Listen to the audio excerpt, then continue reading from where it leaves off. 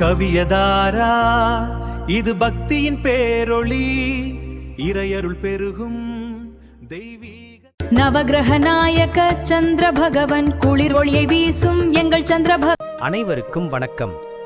இன்று நாம் நவகிரக தலங்களில் ஒன்றான தஞ்சாவூர் மாவட்டம் திருவையாறு வட்டத்தில் அமைந்துள்ள திங்களூர் சந்திர பகவான் கோவிலை பற்றி பார்க்கலாம். திங்களூர் பேருந்து நிறுத்தத்தில் இறங்கியவுடன் அங்கிருந்து சுமார் 2 கிலோமீட்டர் தூரம் கிராமத்து சாலையில் நடந்துதான் செல்ல வேண்டும். இந்த அழகிய கிராமத்து சூழலை நீங்கள் வீடியோவில் பார்க்கலாம். நடக்க முடியாதவர்களுக்காக அங்கு ஆட்டோ வசதிகளும் உள்ளன. நவகிரக நாயக சந்திர பகவன் குளிர் ஒளியை வீசும் எங்கள் சந்திர பகவன் திங்களூர் ஸ்தாலத்தில் அருளும் தேவ, என் மனக்குறையை நீக்கும் ஜோதியே, நலமனைத்தும் தரும் நாயகனே, கிரகதோஷம் நீக்கி காப்பவனே. ஓம் சந்திராய நமஹ, ஓம் சந்திராய நமஹ, ஜெய ஜெய சந்திர பகவான், ஜெய ஜெய சந்திர பகவான்.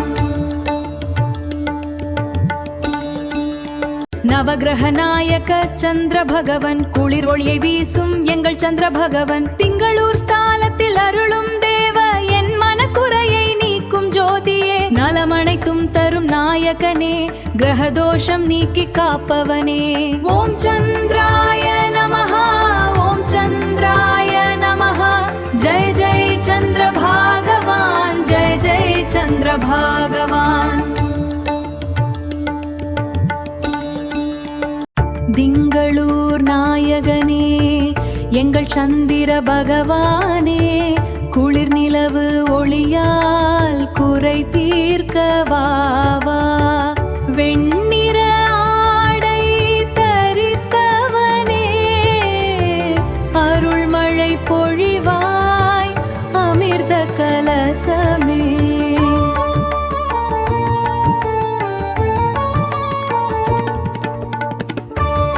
திங்களூர் நாயகனே, அங்கு ஆட்டோ வசதிகளும் உள்ளன. திங்களூர் சந்திர பகவான் கோவில் மன அமைதி தரும் அற்புதமான தலம். இங்கு வந்து வேண்டிக் கொண்டால் கல்வித்தடை, மனக்குழப்பம், திருமணத்தடை மற்றும் புத்திர பாக்கியம் தொடர்பான அனைத்து பிரச்சனைகளும் நீங்கும் என்பது நம்பிக்கை. தியானம். சந்திர பகவானை நோக்கி ஒரு 5 நிமிடம் அமைதியாக தியானம் செய்தால் நம் வேண்டுதல் நேரடியாக அவரை சென்றடையும். விளக்கேற்றுதல். கோவிலின் முன்புறமே எதற்காக எத்தனை விளக்குகள் ஏற்ற வேண்டும் என்ற விவரங்கள் எழுதப்பட்டுள்ளன. பரிகார விளக்குகளை எப்போதும் கிழக்கு நோக்கி மட்டுமே ஏற்ற வேண்டும். தரிசன வரிசை. முதலில் அங்குள்ள கைலாசநாதரையும் அம்பிகையையும் தரிசனம் செய்துவிட்டு அதன் பின்னரே சந்திர பகவானை தரிசிக்க வேண்டும் என்பது ஐதீகம்.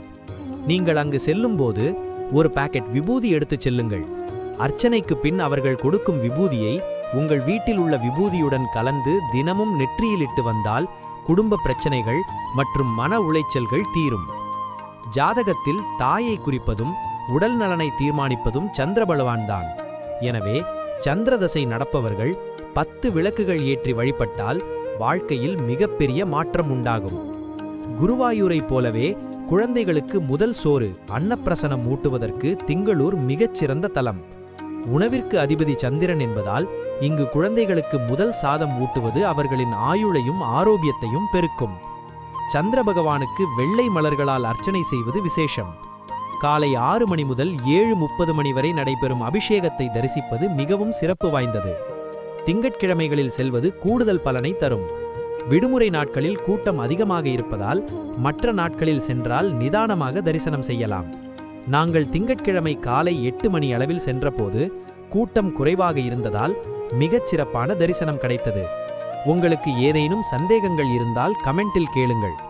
இது போன்ற ஆன்மீக தகவல்களுக்கு தொடர்ந்து நம் சேனலை சப்ஸ்கிரைப் செய்யுங்கள், லைக் செய்யுங்கள் மற்றும் மற்றவர்களுக்கும் ஷேர் செய்யுங்கள். நன்றி.